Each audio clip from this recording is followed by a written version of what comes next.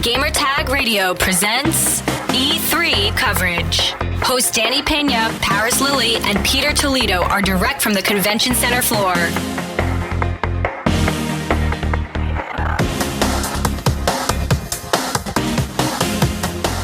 All right, 1, 2, 1, 2. All right, we're ready, man. So we're live at E3 2018, and we just finished watching the Xbox briefing for this E3 2018. And, reactions. We have the whole crew here. We have Paris and also Pete. So, Paris, you want to start, man? Start, because I know you've been very critical with about the whole Xbox in the past. Their press conferences has always been kind of okay or boring to you in the past. Your thoughts for this one? This is probably the best Xbox press conference they've done. Wow, probably in 10 years. I really think because, and I'm not patting myself on the back like I know anything, but yeah. I feel like they answered a lot of the questions that I wanted. They showed quality games, be it exclusive first party or third party stuff, world premieres. Yeah. They gave that roadmap, which is what I think was very important. 5 new studios coming on board. That Santa Monica studio, they highlighted that. Service upgrades, things coming to Game Pass. I mean, they showed that if you own an Xbox, it is worth owning and be excited for the future of what they're going to do. And the fact that Phil even just slightly hinted at the next Xbox coming. Very surprising. Surprising, but bold to let him know that we're not going to stop innovating with just Xbox One X. Yeah, that's great, but hey, down the road, we're going to do even more. The cloud gaming that they talked about as well. That's something they're working on for the future. I mean, it's a very exciting time. Obviously, they opened the show with Halo Infinite, which, fans are going to be super excited about. They close with Gears 5, We got the Dying Light 2 announcement come out of nowhere. Bandai Namco, yeah. They had a lot of exciting, oh my God, I want to play these games. And then obviously, hey, to wrap up the show with Cyberpunk 2077, which a lot of us assumed they would have at this briefing, was awesome. I walk away from this very happy with what Xbox is and doing. I have to talk about this, man. I was so excited that finally Battletoads. Yeah, you got Battletoads. How many years has it been that we've been talking? 4 or 5 years? Yeah, about 4 or 5 years we've been talking about this. Damn. Yeah. So, I know at the end he also mentioned about Microsoft AI. The cloud stuff, all that stuff. But I'm wondering, what type of experiences are we going to see? Though that's the big question that I'm asking. But again, it's stuff down the road. It's not something coming this year, probably next year. It's probably something 3-4 years down the road before we'll really see the fruition of it. But it's just the fact. This is what I'm saying. Instead of not talking about the future like they've done in the past, they were very open about, look, the stuff isn't ready now, but here's what you can expect. Here's our investment into these other studios that you're going to start getting content from. I like the Slick, when they announced Playground Games, that acquisition, the Slick announcement of, hey, we have an open world game coming that we'll talk about later. We know that's Fable. That's exciting to know that stuff like that is coming. So, like I said, this is exactly what they needed to do. Now it makes me look at what we'll get from PlayStation tomorrow night and go, hey, that's nice, but are you going to show us the future of what you're doing now? Probably not. They don't need to, but Xbox did, and that's the whole point, and they showed it. I'm very happy for it. Not just Playground Games, but you got to think Ninja Theory announced as a new studio within the Microsoft Game Studio workspace. That's a huge get for them as well, because Hellblade: Senua's Sacrifice last year made waves just from the story writing alone. We saw the voice acting get awards and stuff like that. That's a huge get. This entire press conference for Microsoft and Xbox did what they needed to do, which is bolster not just today's catalog, but the catalog of games to come in the next 3 or 4 years. And that is, if anything, has been the biggest criticism of Microsoft. We all walked into this conference. Actually, what was it, the last live show that we had? It was like, well, what are they going to show? Because they don't have a catalog. They don't have an inventory of games to go through. And they turned around and slapped us in the face with not 1, not 2, but 50 titles. Whether it's going to be first party, third party, console exclusives, world premieres. Dude, that's a major thing for them. And I think it may have repaired a lot of goodwill. But I agree too. But the thing too that the thing that I really really like about this is all types of games. It's not just the shooters. Dude, I was very happy to see the new Forza Horizon, but the stuff that they're adding in the game reminds me kind of like a Destiny type world, open world. You play with other races in the community. They're gonna have like events. Yeah, they're gonna have global events and all that stuff. It's good to see. I like that, and the seasons changes, and based on the seasons, that also will affect the game too. So I'm very very excited about that, man. Now, ending the show with Cyberpunk 2077, which you predicted. Yes, I did. You predicted. But hey, but before we get to that, yeah, Cuphead. I told you. DLC. Yes. Yes. I'm excited with a new playable character. Yes. So instead of 2 players, three players, new bosses, new levels. I'm excited. Yeah, man. I'm excited. But yeah, Cyberpunk. What are you gonna say? Now, I know I mentioned about Skate. There was a game that got my attention. Session. A lot of fans of Skate wanted a new Skate. And this isn't. Was this like an exclusive? I wasn't 100% sure. I don't think it is. I don't know. It's I think not. It's not. Time exclusive or what? The name of the studio is called Creature Studios. Okay. That's doing this. I don't recall them putting a date for release, beta, or anything like that. I was just happy because they were playing hieroglyphics. So yeah. We got. So that was my big thing. Yeah. The other surprise. Devil May Cry 5. Yo, Yeah, I swore that was going to come on PlayStation. I was shocked to see that show up. Not to mention Kingdom Hearts 3 showing up there. See, that's what I was saying. I was like, hey, boy up there. How you doing, man? Good to see you. Nice to see you. How you doing, man? How you doing? Todo bien, man. Sí, mano, gracias a Dios. Are you doing the podcast? Yeah, we're just recording. Yeah, we're just Doing talking about roundtable Xbox. discussion. Your thoughts on Xbox, what you just saw? Well- first of all, present yourself. So Hey guys, I'm Frankie Lopez from JustYoungGamer.com and JustYoungGamer TV. Thank you for having me here. What's up? So your thoughts about the press conference, man. All right, so it was beautiful. It was a great, beautiful, entertaining press conference with a lot of announcements that I believe people will love and just go nuts about. But when we're talking about Xbox, we just saw what the future of Xbox is going to be, not what we're going to have in the immediate future, which is totally frustrating because we were expecting something more than what we got from them in the right now. Like, for instance, the Halo Infinite. I'm a big Halo fan. That's like my biggest franchise, right? Mm-hmm. So suddenly I look at it and I'm like, oh yeah, Halo Infinite. We're starting off with a bang. No, you're showing me a lot of panoramics and stuff like that. Yeah. You don't get to see whatever the hell you have in mind with Halo. But suddenly we got 3 things with Gears. Gears 5 came out cool, right? Mm-hmm. Thank you, 2019, like everything else. Mm-hmm. So that's it, man. You got your biggest powerhouse, your biggest promise for your fans, and you're telling me they're not available now. You're telling me. Your thoughts of them announcing now a lot of first, like their studios now, that they're going to be working on first-party titles.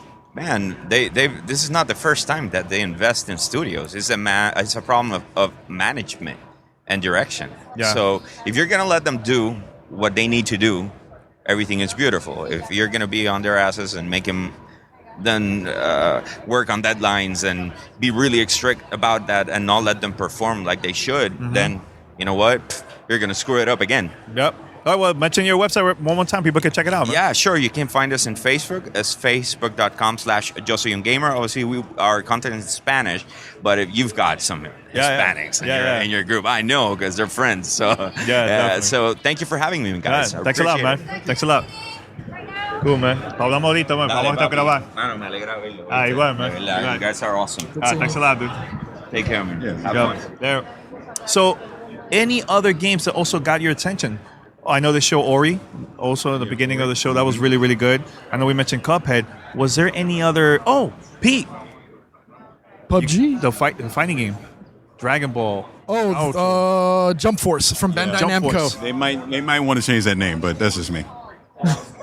Well, your thoughts about it caught me off guard because first we saw obviously the logo of Naruto, the main character. Naruto, I thought it was a Naruto open world game. I was like, I'm ready. That actually it did cross my mind. Yeah. And then we saw Goku. And we saw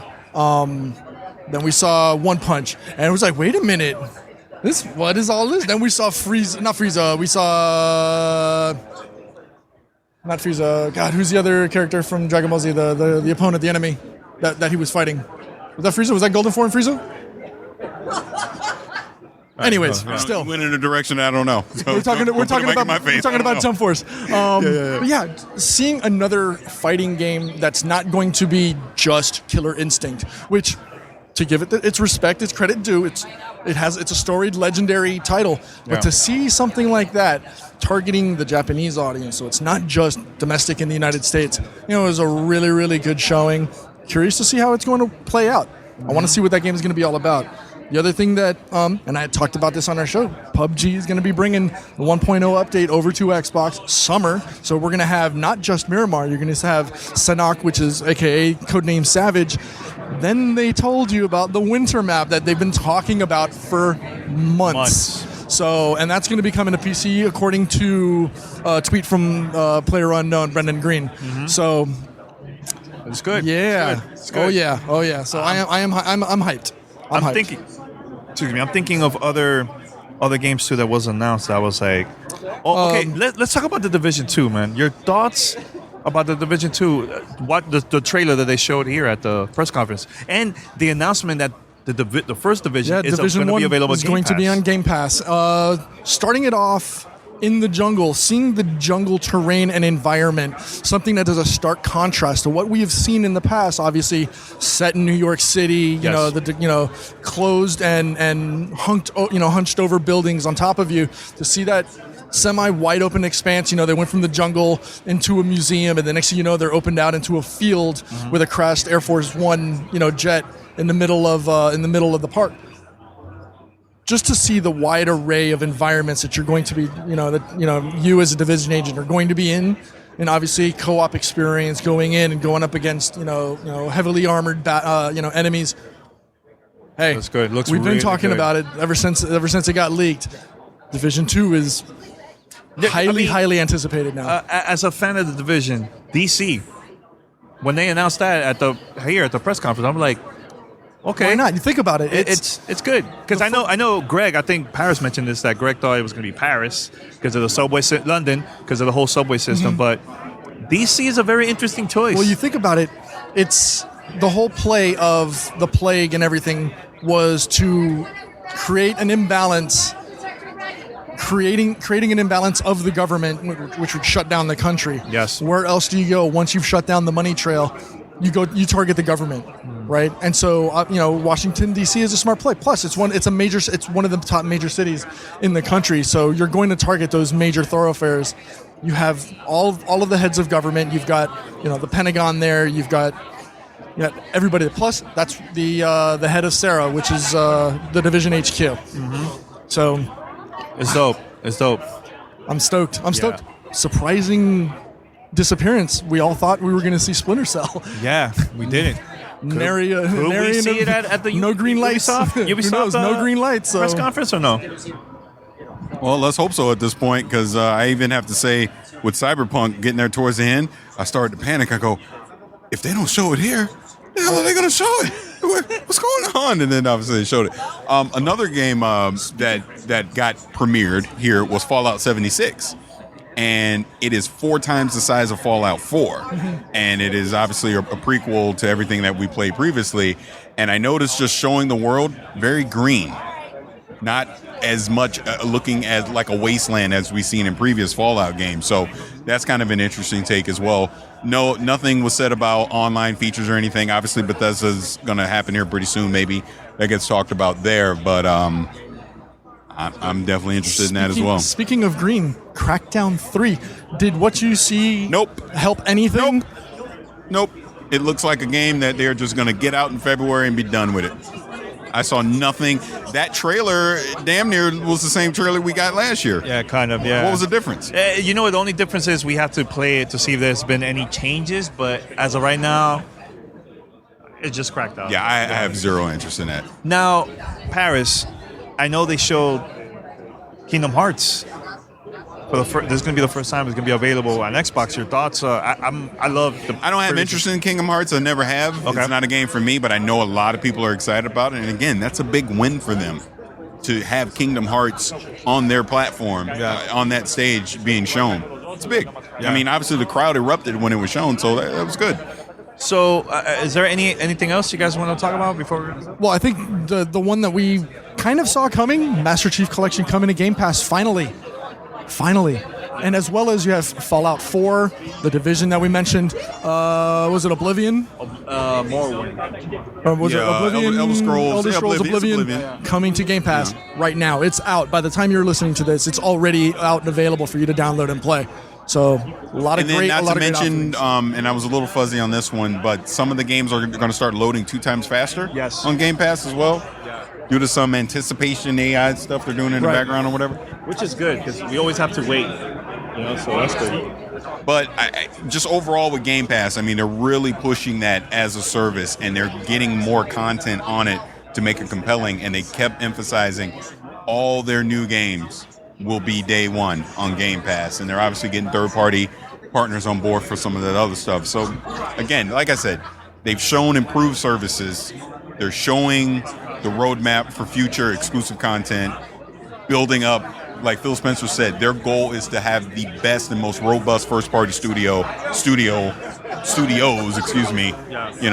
around. So, look, a lot of stuff isn't going to pay off early. It's not going to pay off this year. It's not going to pay off even going into 2019. But going into 2020, 2021, we're really going to start to see some of these exclusive games pay off on Xbox. Now, interesting thing. Yeah.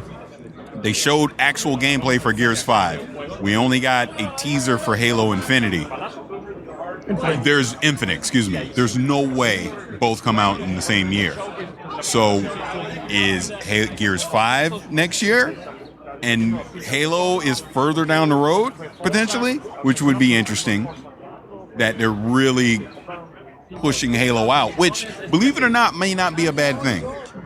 The heart grows fonder. Heart grows fonder, exactly. So Gears 5 was 2019. It said at the end of there you go. So I don't think we're going to see Halo even next year. Wow.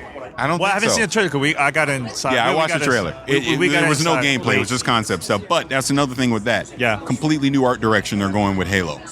They brought in some legendary art director who's coming in to oversee it. What you did see of Chief, it looked more like the classic Master Chief armor that they showed versus what it evolved into. Slip Space. Yeah, Slip Space is the new engine that they're using. Now, my question, I know you watched the trailer. Was there any date? Because I haven't seen the trailer yet. Nothing. It was just all video. Now, what are the chances of that game plus Gears 5 the same year? That's what I know you said just said. I don't think so. But, dude, they're not going to do that. It's possible. I don't think so. Because they would have put a date on Halo then. If it was like he said, they put a date on Gears. They'd have put a date on Halo then. 2020 then, like you said, 2020. I think 2020. Look, if it needs the time, give it the time. It's really that simple. Cool. Anything else? I know we're gonna go inside to the Xbox showcase and. So literally, you can walk right in there and go get your PlayStation badge. That's it, right there. Yeah. It's literally right there, third floor. Cool. I'm thinking to see if there's anything else that I know. I like the indie games that they showed. Really cool. Yeah. I think at Xbox. And they didn't spend too much time on them like they did last year, which I thought they showed love. They showed love here. Yeah. They showed a little bit of Generation Zero, which is the one that I'm very curious. Hopefully they have it here, the showcase we could watch and stuff. We happy for you finally coming out this year, April or August of 2018. And that's one of the studios. And them signing, Let me ask you this: Compulsion Games, Ninja Theory. That's huge. That's big. Have you played the last game? I did not. Hellblade. I did not. Yo, it looked really good. Well, I talked about that earlier. Them bringing in Ninja Theory adds credence to this chunk of studios that they're bringing in. Senua's Sacrifice won many awards. This past video game awards for the writing, voice acting, narrative. It was huge. Plus, it touched upon the big thing of mental health, getting help, which obviously we've had some tragedies this past week. So, hey, that's again, it lends credence to these 5 new studios that they're now adding to Microsoft Game Studios in general. So, shout out to them in general, for all of that. I know there was one more thing, man. Oh, you know which one I like too? That I really want to play the free game from Square Enix. It's from part of a live. Yeah. Looks really interesting. That I know it's available free, I believe, June 26th, right? June 26th? Something like that, yeah. So I definitely want to check that out. I mean, that's about it. I mean, is there anything else you guys want to, before we wrap it up, anything else? Did you get any excitement? Because I know you're a Sea of Thieves fan. 2 pieces of DLC coming July and September. Was it Cursed Sails in July and Forsaken Shores in September? Do you have any excitement towards that at all? It didn't get me hype at all. I'm gonna be straight up with you guys because I haven't played it in a while. But for the fans that love Sea of Thieves, I think they're gonna get excited for that content. So, hey, like you said, roadmap. I think that's great, man. I think that's great, man. So, I think that's it, right? That's cool. I think that's about it. Like I said, overall, this was solid. This is definitely one of their better press conferences they've done in a long time. Cool. And it makes me excited for the future of Xbox, which I think is the ultimate goal of what they try. And you also, as an owner, you think you're going to be seeing yourself playing more Xbox in the future because of this? Yeah, once some of these titles that I'm very interested in start coming out, absolutely. One more thing before we wrap it up. One more thing. Cyberpunk 2077. Your thoughts, very quick. And what is it you think is going to be first person? That's third person? a mystery. We still don't know because that was obviously just kind of a sizzle reel trailer. There was no actual gameplay. We'll probably see the gameplay when we, do the behind closed doors. Yeah, later this week. That trailer was everything I expected Cyberpunk to be. So I'm on board. I'm excited to see more later this week. And the fact that Xbox closed the show with that over Gears 5 says a lot about what they think Cyberpunk 2077 is going to be. And Halo, considering Halo is their golden child. It opened the show. So, I mean, that's a crown segment to either open or close the show. And Halo opened it, but Cyberpunk closed it. That's big. That's big, yeah. That is big. I'm very excited for CD Projekt Red and what we'll see later this week. Metro. They showed Metro. Yes. I know you're going to watch it soon. Yes. Your thoughts about that? I'm going to have, later this week, I'll have hands-on as well as a developer interview. And the date, same day as Anthem, February 22nd. Well, that was already speculated on Twitter earlier this week. And right before that is Days Gone. So in a basically a 3-day window, you're going to have Days Gone, Metro, and Anthem all dropping. That is rough. That possibility of a delay, just if not just for the sales perspective, but I still think that Anthem's not ready. Who do you think is delayed? Anthem. I still don't think Anthem's ready for prime time. But see, that goes back to when we were talking to Andrea Renee and Blonde Nerd earlier, right before we started recording, and she even said, and she hosted, the EA press conference. Why weren't they showing? That's the big thing that we've learned here in the past 24 hours about Anthem. It showed way better behind closed doors versus what EA decided to show at that press conference. Everyone that got to play it absolutely loved it. Everyone said that. I have not seen anyone say a negative thing that got to play it. So that tells me there are more layers to Anthem. Whoever's handling the marketing on they got to do a better job. Because Andrew Renee brought up the point that the people that got hands-on, it was one person and 3 developers. To make sure that they got the right experience. You weren't getting enough people in. Like I said, our appointments got thrown in the trash. We didn't even get a chance to play it. Yeah. And that's disappointing because get more people actually playing it, get the word of mouth out there, or have that demo that you're showing behind closed doors, put a video online and have commentary on it. I think that will go a long way for Anthem to show better because, again, what we saw here at the Xbox briefing with the Division 2, they showed us gameplay. They showed us loot, weapons. They made me go, wow, that's exciting. I want to go play that. I didn't get that feeling when I saw Anthem. Well, I know we're going to wrap it up. What we're going to see tomorrow, PlayStation, do you think? I know they're going to focus on their 4 games, but... Yeah. There's got to be a couple surprises in there, too. And I hope we see that. I hope we see some cool announcements, man, because I feel like, in a way, they kind of spoil the press conference, but who knows? Maybe they're going to have some surprises. Yeah. We'll see. Yeah, that's it. All right, until next time, we're out. Peace. Send us your feedback or questions. Give us a call at 786-273-7GTR. Email us at fanmail@gamertagradio.com or leave a message on speakpipe.com/gamertagradio.